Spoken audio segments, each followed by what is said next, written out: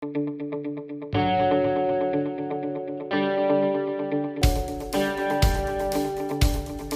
Friends, welcome to entertainment best living channel.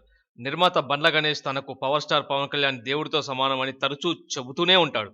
అంతేకాదండి, ప్రస్తుతం సినీ ఇండస్ట్రీలో తాను ఈ స్థానంలో ఉండటానికి కారణం కూడా పవనేనని పలు సార్లు చెప్పాడు. తాజాగా ఓ ఇంటర్వ్యూలో పాల్గొన్న ఆయన పవన్ను తనకు ఏర్పడ్డ గ్యాప్ గురించి వివరించాడు. చాలా రోజులుగా పవన్ తను కలుసుకోలేదని, త్రివిక్రమ్ చొరవతో మళ్లీ కలుసుకున్నట్లు తెలిపాడు. అయితే తాజాగా గబ్బర్ సింగ్ తో సెల్ఫీ దిగి తమ మధ్య ఎలాంటి విభేదాలు లేవని స్పష్టం చేశాడు. గణేష్ భుజంపై చేయి వేసి ఉన్న ఫోటో ఇప్పుడు సోషల్ మీడియాలో వైరల్ గా మారింది. పవన్ హీరోగా తీన్మార్, గబ్బర్ సింగ్ లాంటి చిత్రాలు నిర్మించాడు బండ్ల గణేష్. కాటమరాయుడు మార్చి 24న ఉగాది రోజు విడుదల కానుంది. వీళ్ళు కలవడానికి త్రివిక్రమే కారణం అని చెప్పేసి సినీ ఇండస్ట్రీలో గుసగుసలు వినపడుతున్నాయి. వీళ్ళు ఎందుకు విడిపోయారో, మళ్ళీ ఎందుకు కలిశారో అనే రూమర్స్ కూడా చాలా బయటకు వస్తున్నాయి.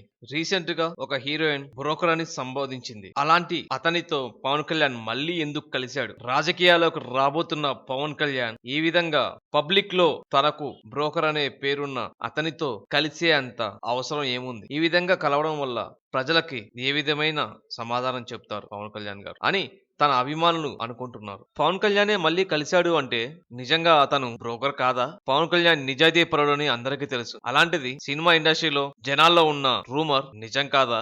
ఏది నిజమో ఏది అబద్ధమో ఎప్పుడు తెలుస్తుందో అప్పటిదాకా అందరూ వేసి చూడాల్సిందే. Stay tune our channel. జై స్వచ్ఛ భారత్, జై హింద్.